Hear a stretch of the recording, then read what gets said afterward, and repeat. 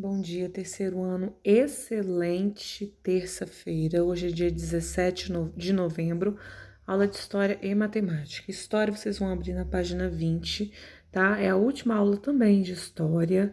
Essa semana ainda já vai ser entregue o próximo volume, tá? Aí na página 20 tem o título assim: Africanos no Brasil. Tá? Então, meus amores, dando continuidade ao conteúdo, o que vocês vão estudar nesse momento? Ó, é, essa imagem aqui representa, né, o porão de um navio, tá? No qual era transportado os negros, né, africanos, né, as pessoas que foram escravizadas na época do Brasil colônia, tá? Então, por que isso acontecia, né? Era necessário mão de obra aqui no Brasil e na época mão de obra escrava, porque as pessoas elas trabalhavam e elas não recebiam por isso, tá? Então, os países que estavam colonizando a América, né, inclusive aqui no Brasil, né, portugueses e espanhóis, eles, né, pegavam essas pessoas contra a vontade deles, tá? Retiravam eles dos lares, das famílias, né? E traziam para cá. E aqui eles eram escravizados, ou seja, eles trabalhavam muito em troca de nada, tá? Então, parte dos portugueses, para os portugueses e para os outros europeus, o comércio de africanos escravizados era uma grande fonte de lucro. Então, quando a gente fala, né, de transporte de mercadoria, né, uma mercadoria transportada para um outro lugar, a professora vai comparar agora com eles, porque infelizmente é isso que acontece. Olha que palavra forte, o comércio de africanos. Na verdade, foi isso que aconteceu, né? Essas pessoas eram comercializadas, meus amores, tá? E aqui tem a imagem, ó, tá vendo a quantidade de africanos que tem aqui dentro?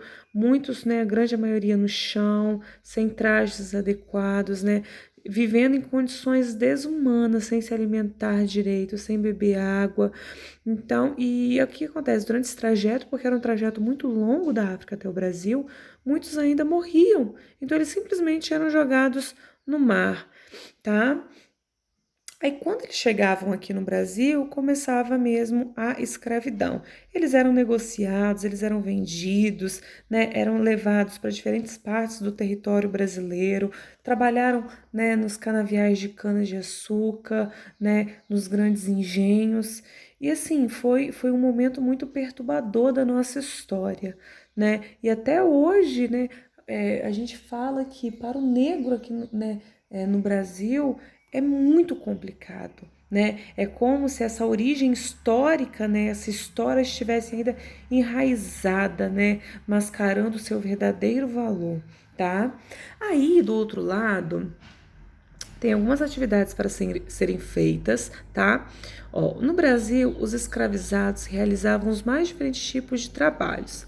Leia as imagens, identifique com X a atividade retratada em cada uma das obras, tá? Nessa obra aqui, ele está limpando a rua ou ele está participando da construção? Ó, ele está construindo. Aqui está transportando mercadoria ou vendendo mercadoria? Ele está vendendo, né? Tá vendo que ela tá passando, tem umas pessoas na janela aqui e as mulheres oferecendo. Nessa imagem aqui, ó, representa a construção de moradia ou serviço doméstico. Aqui representa o serviço doméstico. Pode ver que tem, ó, algumas pessoas brancas e tem algumas negras. As negras é que serviam as brancas. E aqui tem uma moagem de cana-de-açúcar ou cultivo de cana-de-açúcar. A gente não tá vendo cultivando, né? Mas a gente consegue perceber eles moendo. Olha, ele tá empurrando a cana-de-açúcar e o caldo saindo aqui embaixo. Então, esses exemplos aqui são exemplos, né, de trabalhos que eles praticavam aqui no Brasil durante a escravidão, tá? Aí eu pergunto para vocês, né, Lara e Yasmin, será que eles aguentaram essa situação, né? O período de escravidão, eles aguentaram isso ou eles buscaram formas de liberdade, de libertação, de lutar pelos seus direitos?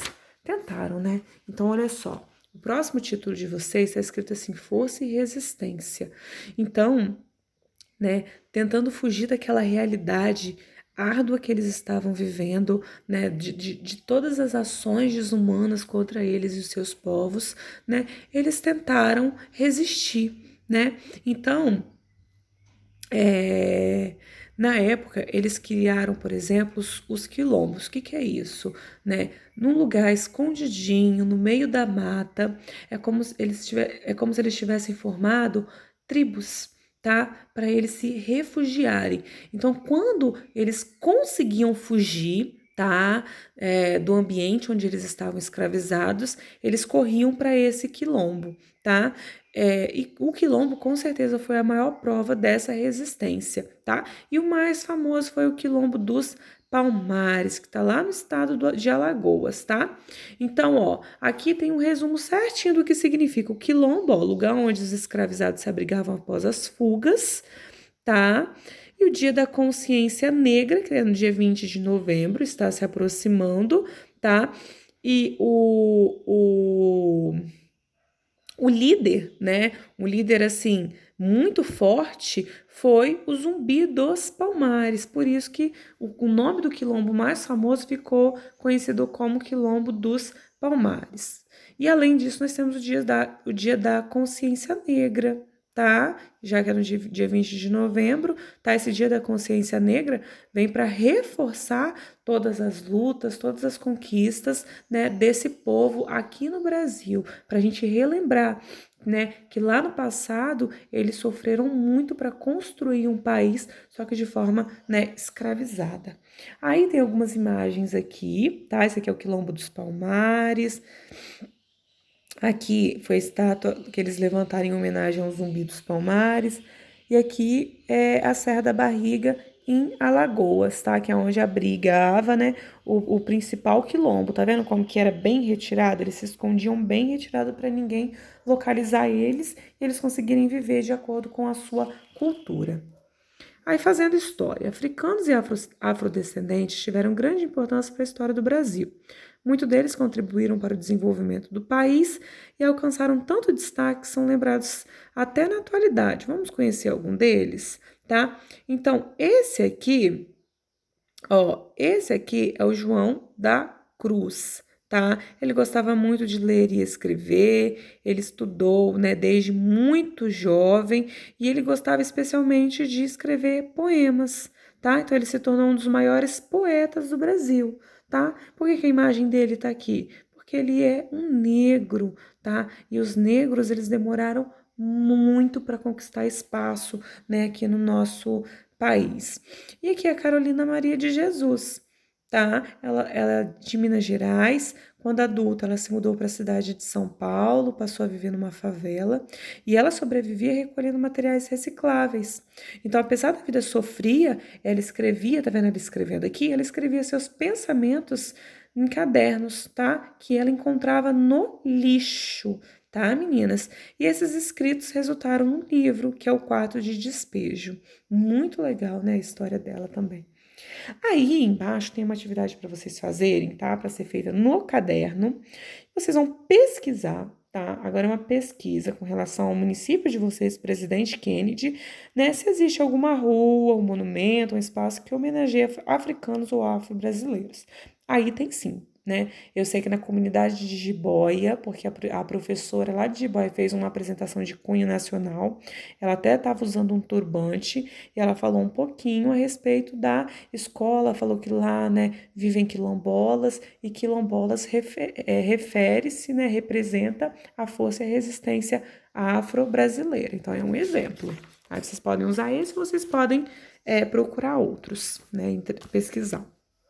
Aí, atividade. Leia essa obra. Debrecht, Jean Baptiste, Angu da Quitandeira, 1826. Com base na leitura da imagem, marque com X as respostas corretas, tá?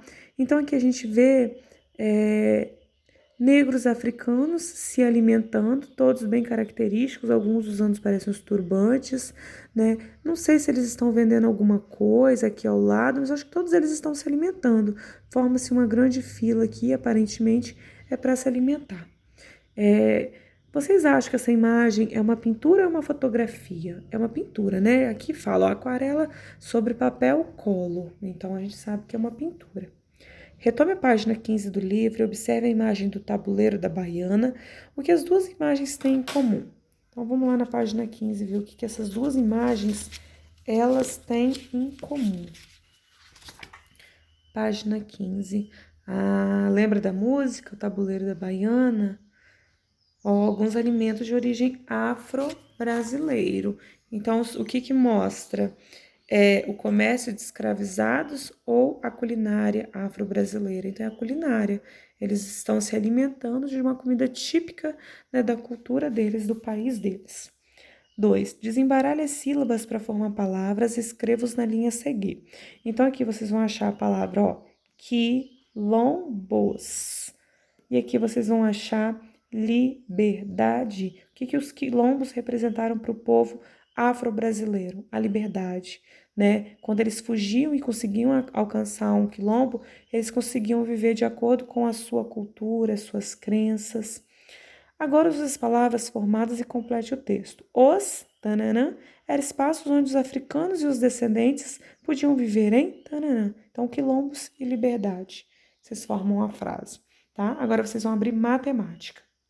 Matemática, vamos finalizar também o livro, páginas 51 e 52, tá? A questão é a continuidade dos exercícios, né, sobre as figuras geométricas espaciais, lembra que a gente falou sobre poliedros e corpos redondos? Então vai ser sobre isso. Número 4. Marque com X o objeto cuja forma se assemelha a um poliedro. Poliedro não são as figuras cujas as bases elas são achatadinhas, tá? Então não tem como ser a bolinha, né? Ela tem a superfície achatada, né? Tem a superfície plana, na verdade, né? O que a gente chama de superfície plana. Então é essa imagem. Circula o brinquedo cuja forma lembra um corpo redondo. Então, o corpo redondo é este aqui, tá? Ele é arredondado. Agora vamos desenhar a planificação de uma embalagem. Então, vocês vão pegar uma caixinha de creme dental, tá? Que vocês tiverem em casa, uma tesoura sem ponta, a régua e a folha de papel sulfite. O passo a passo, tá? Vocês vão fazer a leitura e vão fazer a representação do desenho para formar a figura geométrica no caderno de vocês, tá? Pinte na planificação cada face com uma cor diferente, tá? Então, cada parte dessa vai receber uma cor. A seguir, marque com X as figuras geométricas planas que você observa nas faces da caixa do creme, tá? Então, ó, as faces é essa parte aqui, ó, onde está escrito creme dental, tá? Que é plano. Isso aqui representa o quê? Um retângulo, tá? Para ser quadrado, teria que ser os lados do mesmo tamanho. Então, é um retângulo. 7. Manuseie os modelos de sólidos geométricos, observando o formato de suas faces. Pinte a seguir as figuras planas correspondentes às faces de cada um.